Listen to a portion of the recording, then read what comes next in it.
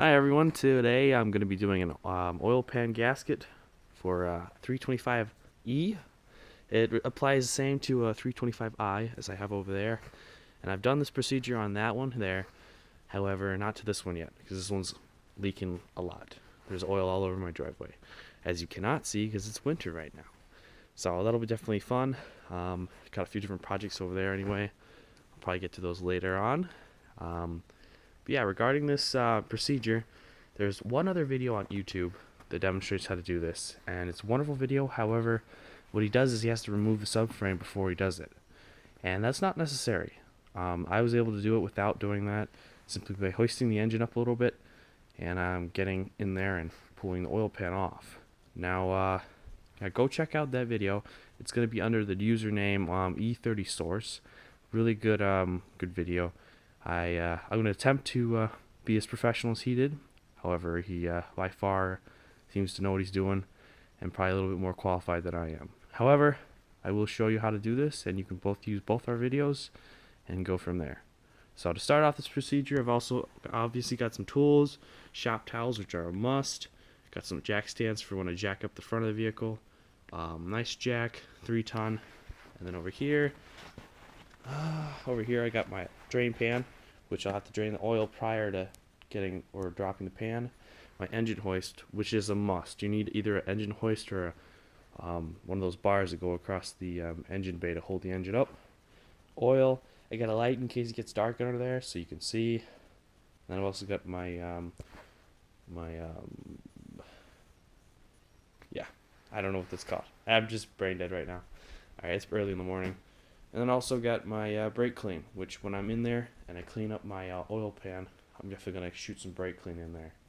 Another thing you're obviously going to need is the gasket, a filter, and then I think that's it. However, we might run into a few different things on the way.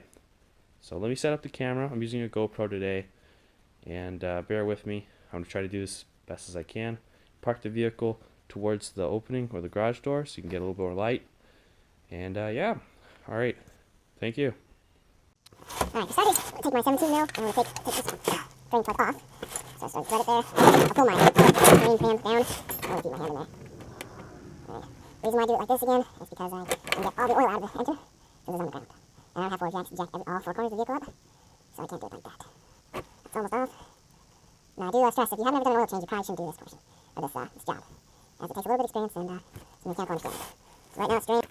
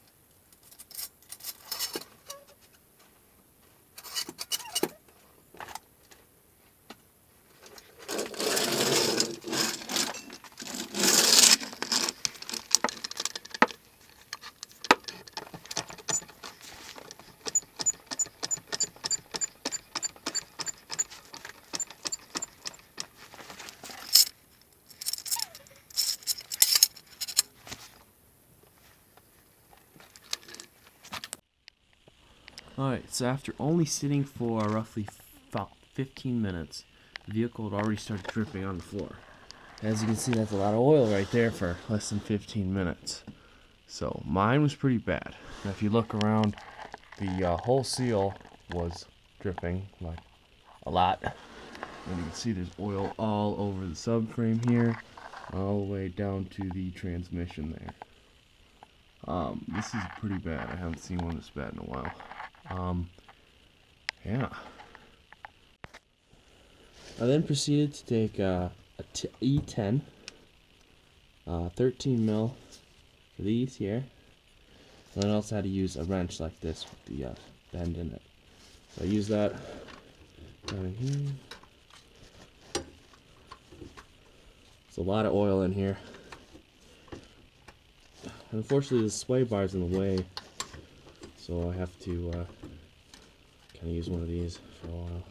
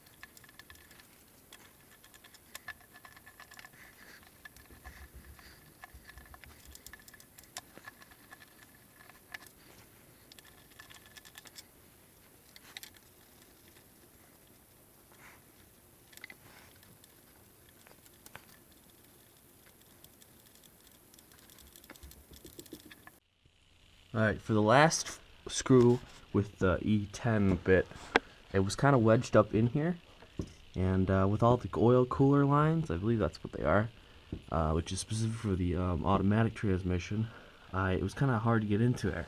So what I did is I put an elbow on my bit, and I'm really over here, and then I took my driver with a 9-inch and then another 3-inch, and I was able to get it out, or loosen it. That's kind of a pain, but once you do that, it should come all out. This little pan came down, which is handy. So with the bracket loose, I'm going to have to hoist the engine up in order to get that free and then take the oil pan off. So what I'm going to do is take my engine hoist, or cherry picker as some people call it. I'm going to have to slide it underneath, and I'm actually going to lift the vehicle or the engine with this right here. Yeah. Some people don't do that, but I've seen plenty of people do it online, and I did it on my other car. Had no issues. We're only lifting it about an inch or two, so it's not really, you're not bearing the whole weight of the engine off of this, because there is a transmission mount, and so we're probably taking about maybe a third to a half of the weight of the actual engine. But before we could do that, we need to loosen the motor mount. Now what I did on my last vehicle is I loosened the motor mount on the left side of the engine, which is located right here, and I'll show you how to do that next.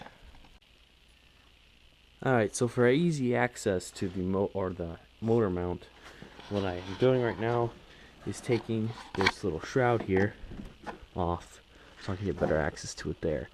Now, most E30s really don't have these anymore, being that people break them when they go over stuff. But if you still have one, there's going to be a 10 mil right there, a 10 or an 8 mil right here, and then 2 8 mils right here that broke off because they were rusted, and then there's going to be 1 8 mil right here. And I'm discarding that one, and then I'll be able to take it off, and then we'll be able to see the motor mount better. Once that comes off, there's actually a little sensor, an oxygen sensor, I believe, on this intake here. I don't know if this is specific for the ETA or this model, but I've actually never seen this before. Instead of taking it out of the housing, which potentially could break something, or the vent here, I'm just going to actually disconnect it from here and then set this aside. But now that we're in here, we have a whole lot more room, and you can see the motor mount, and I have more access to work with. And then with the level sensor for the oil, I can access that now and remove that when the time comes. Alright, yeah.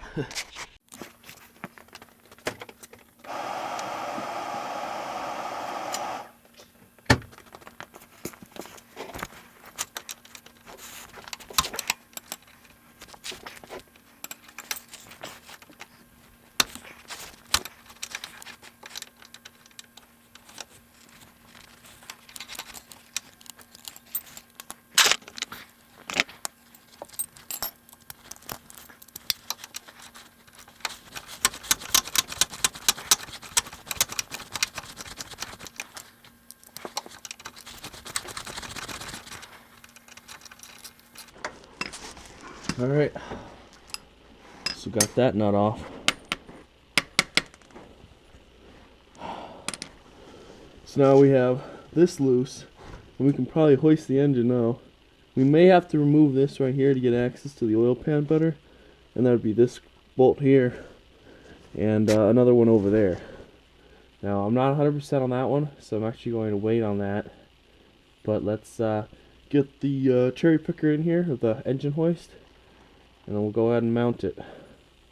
Alright.